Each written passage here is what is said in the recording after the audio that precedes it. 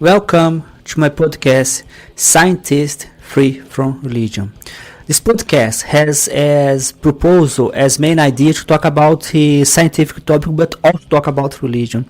Different from the common assumption in which science and religion should be separated, here on this podcast we recognize formally that science and religion are not disconnected. Sadly, religion can be a very big threat to science. So on this podcast, the proposal is to talk about it freely, so without fear, without the illusion that they are separate topics. So we are going to cover a possible topic. Most of them will be focused on the connection between religion and science, especially to defend science. That's our goal. Our goal here is to defend science from religion and to help to make science, to spread scientific thinking, especially to defend it against religion. Okay, let's get into this idea. What if the basic thing about belief isn't really about finding God, but about, starting without one? Like, imagine someone telling you deep down under all the culture, the upbringing, you were just born without gods. Yeah. That feels, well, pretty radical. Right. Kind of provocative. It definitely can be, yeah. It challenges a lot of assumptions. But the perspective we're digging into today, based on the sources you shared, including that piece by Dr. Pyers, it's not just like a philosophical riff. Right. It's actually grounded in science, cognitive science, psychology, anthropology. Right. They all feed into this. Exactly. So that's our mission for this deep dive, really, to unpack the science behind this claim. This idea that maybe being non-religious, or I guess unreligious, is the human default. How our basic mental setup works and how culture kind of installs itself onto that. Yeah, how culture interacts with those maybe innate tendencies to shape what we end up believing. Precisely. We're looking at how minds work, how environment plays a role, and how that cultural software gets loaded. So let's start with that really core idea from the sources. Just sit with it for a second. You weren't born Christian. You weren't born Muslim or Hindu. You were just born without gods. It kind of messes with your head because, well, we grow up surrounded by it all. It does, and the material really highlights that. It's like that Richard Dawkins line, you know? One about kids. Exactly. There's no Christian child, only a child with Christian parents. And the point isn't just being clever with words. It's saying religion is learned. Yeah. Not something you're just born with. Precisely. It's transmitted culturally. It's not in your DNA, not an automatic part of the mind's initial setup. And you're saying this isn't just philosophy. The science actually points this way. That's the argument, yeah. Research on babies, on early childhood cognition, it suggests that while kids' minds are definitely primed in certain ways, they don't pop out understanding karma or original sin. Those concepts aren't preloaded. Okay, yeah, that makes intuitive sense. So if they're not born with religious ideas, what do they have? What are the basic mental tools? Well, they have these foundational cognitive systems that are, frankly, amazing for survival. Yeah. Things like hyperactive agency detection. HADD. Yeah, HADD for short. And pattern recognition, a developing theory of mind. Theory of mind. Yeah. That's like figuring out other people have their own thoughts and feelings. Exactly. Understanding that others have intentions, beliefs, desires different from your own. These are really basic, universal building blocks. So how do those tools, like HADD, connect to believing or not believing in gods? Well, they have. Let's call them side effects. Or maybe it's just that they're so fundamental they color how we interpret anything ambiguous. Think about those examples in the source. Like the rustling leaves. Right. Is it just wind? Or is it a predator? Your brain is wired to jump to that second possibility almost instantly. Or a weird shadow in the dark isn't just a shadow. Could be a monster. Or thunder isn't just atmospheric discharge. Maybe the gods are angry. Because assuming there's an agent, a who, behind it, is safer evolutionarily than ignoring a potential threat. Totally. It's the better safe than sorry principle cranked way up. A false positive, seeing an agent or threat where there isn't one, is way less dangerous, evolutionarily speaking, than a false negative missing a real danger. Ah, okay. So that bias towards seeing intention, seeing agency, Yeah. it was actually good for survival. And highly adaptive, yes. Especially when things were uncertain. So our brains are basically agent-detecting machines, looking for the who or what behind events. That's a good way to put it. And this tendency, this illusory agency detection, it gets really baked in. What we might call superstition. You can see it as that cognitive system sort of misfiring, attributing something to an agent when, maybe it was just chance or physics. The bogeyman under the bed is a classic childhood example. Yeah, kids really feel that fear. They believe something's there. And that mental structure, the idea that unseen agents can affect things, it's powerful. So is the argument then that adult religious beliefs, God, angels, demons, are maybe built on that same foundation, like a continuation of that childhood pattern? That's the strong suggestion in the source material, yeah. The names change, the stories get more complex, but the underlying template, invisible agents watching, judging, intervening, it taps into that same primal wiring. That's the connection being drawn. It's not seen as just a coincidence. And you can see how deep this agent detecting thing goes, even in people who say they don't believe. The example used is the despacho in Brazil. Oh, right, the little ritual offerings you sometimes see on street corners. Exactly. The article mentions how people react if they see someone, say, kicking one or even eating the food left there. People freak out. Some do. Amusement, sure, but also real discomfort, even panic or disgust. And this can happen even with people who tell you flat out, oh, I don't believe in those spirits. Wow. So it shows there's this deeper sort of implicit, culturally embedded feeling about invisible agents, even if your rational mind denies it. Precisely. It shows how these assumptions about unseen forces can be deeply ingrained by culture, operating below conscious belief. And the source makes this really interesting contrast. Okay. We tell kids universally, you need to grow out of believing in Santa Claus or the tooth fairy. Right. That's seen as becoming mature, rational. Yeah, shedding childish things. But then believing in an invisible, all-seeing father figure who judges your every move and decides your eternal fate, that is often presented as the very definition of maturity, a sign of moral development. Huh. That raises that question from the source, doesn't it? Is religious belief in some way just a kind of adult version of childhood fears? Socially approved superstition built on that same cognitive bias? It's definitely a provocative question posed by this perspective. What if it's tapping into the same mechanisms, just with more sophisticated narrative? Okay, but hang on. I'm sure I've read about developmental psychology, researchers like Bloom or Barrett saying kids are kind of predisposed to religious ideas. How does that fit? Yeah, that's super important, and the source definitely engages with that research. People like Paul Bloom and Justin Barrett have shown convincingly that kids tend to be, quote, natural-born dualists and intuitive theists. Okay, what do those mean in simple terms? Dualists. Dualists means they intuitively grasp the mind or soul as something separate from the physical body.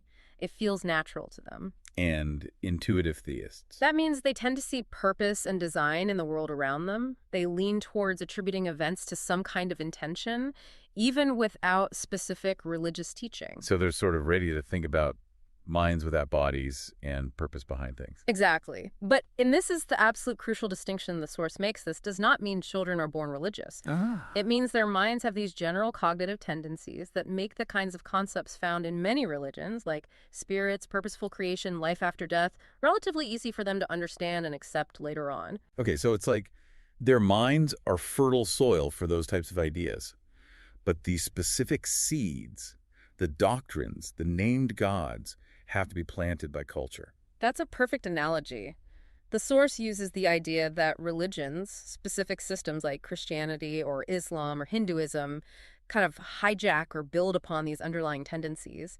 They map their complex doctrines onto these basic mental scaffolds. So the child's mind is ready for the idea of an invisible agent. And then culture gives it a name. God, Allah, spirits, ancestors, whatever it might be. Okay, I think I'm getting that distinction now. It's not innate belief in God, but an innate readiness for agent-based thinking in non-physical minds, which culture then shapes into specific religions. You got it. Prepared to look for agents, ready for culture to provide the details, the stories, the rules. And the source material suggests different religions interact with these tendencies differently. It contrasts Christianity and Buddhism on this point. It does, and it's a really interesting comparison. Christianity, in this view, is often presented as a system that really maximizes agency detection. Well, events are frequently framed through the lens of who is acting. God's will, Satan's temptation, divine punishment, angelic intervention. Everything has an author, a purpose driven by an agent. The Book of Job is given as a prime example. Right. His suffering isn't random, it's a cosmic bet. Exactly. It's a negotiation between God and Satan. Even things like illness or weather aren't just natural processes. They can be interpreted as messages, tests, or judgments from a conscious being. So a big focus on finding the personal intentional cause. Often, yes, in that framework. Now, contrast that with core Buddhist philosophy. While Buddhism, in practice, across different cultures, might absolutely involve deities, Sure. the fundamental philosophy, especially in early texts, tends to resist explaining things primarily through divine agency. Karma, for instance. It's not a cosmic judge. No, it's presented more as a natural law, like physics. Cause and effect based on your actions and intentions. Suffering arises from attachment and ignorance, not because a god is angry. Liberation comes from insight, from understanding reality, not from obeying a divine command. That feels very different. Less who did this and more what's the process here? Exactly. And this is where that parable comes in handy, the rope and the snake. Yeah. Tell us that one. It's a classic from Indian traditions. Someone walks into a dark room, sees a coiled shape, instantly panics, snake, and suffers intense fear. Oh. Then the next morning, sunlight comes in, and they see clearly. It was just a piece of rope all along. So the mistaken perception, mistaking the rope for a snake, caused the suffering. Realizing the truth dissolves it. Precisely. And connecting it back to our cognitive science, that initial panic, that's HADD. It's that better safe than sorry jump to assume a threat. But Buddhism uses that HADD-like reaction not to build a story about snake gods, but to illustrate how misperception itself causes suffering and clarity brings relief. That's the key difference highlighted. Both systems, in a way, are working with the same raw human material, our instincts, our biases, our tendency to see agents. Christianity uses parables like the lost sheep. Buddhism uses parables like the rope and snake. They both draw on fundamental human experiences. But with very different aims and interpretations, right? Yeah. One emphasizes reliance on the agent, the shepherd. The other emphasizes seeing through the illusion, the snake. Exactly. Different maps built on the same underlying cognitive territory. Which brings us back squarely to HADD as this evolutionary survival tool. It wasn't about being right. It was about not getting eaten. Absolutely. The source really stresses this. Evolution favored survival, not accurate perception. The ancestor who heard a noise yelled tiger and ran. Even if it was just the wind at 99 times out of 100. Was more likely to pass on their genes than the calm, rational one who waited for confirmation and occasionally became lunch. So this tendency to see agents, to err on the side of caution, got hardwired in because it worked for survival. Very much, yeah. Better safe than sorry became biology. And you even see hints of this variation in threat sensitivity across the animal kingdom, like those reactive hummingbirds versus calmer birds mentioned, different evolutionary pressures. And we humans carry that evolutionary baggage. We do. If you see us as part of that continuum, the emotional echoes of HADD are still there, maybe influencing personality, anxiety levels, how we approach risk, and potentially, the source suggests, even our metaphysics, how we instinctively frame reality. And the key point is that religious ideas get layered on top of this mechanism. They don't spring from it automatically. That's the argument. The ideas are culturally installed onto this pre-existing hardware.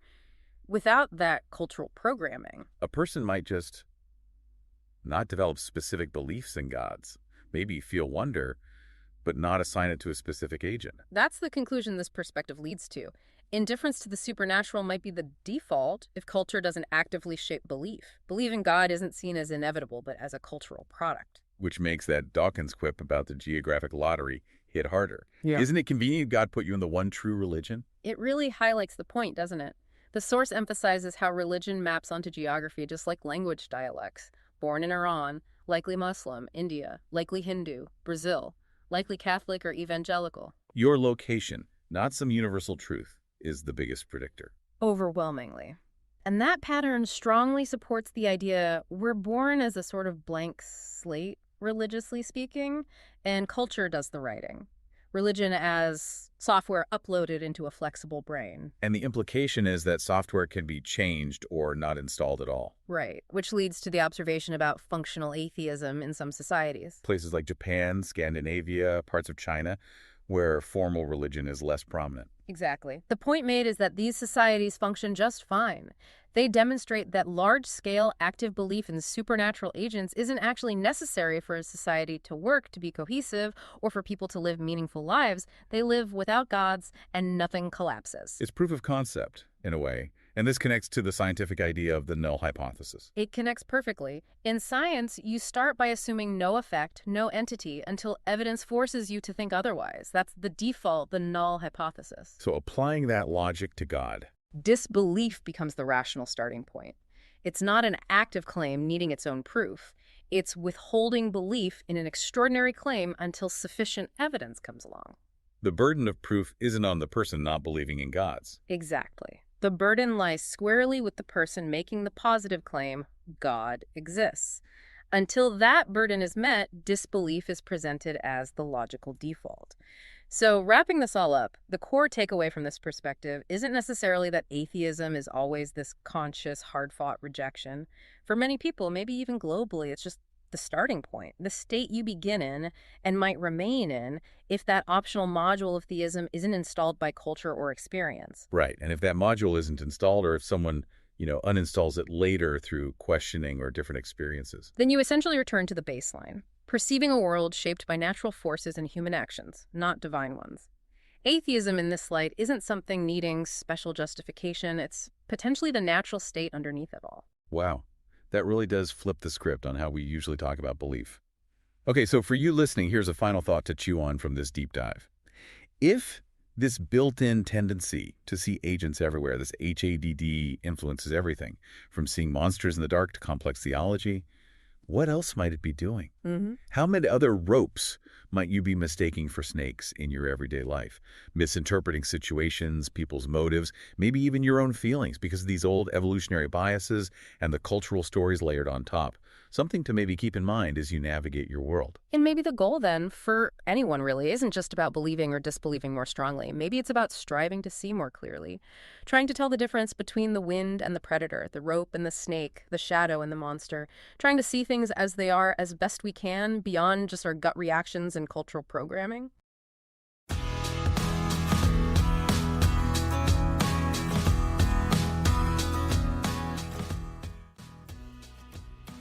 Hey there, you arrived to the end of this episode.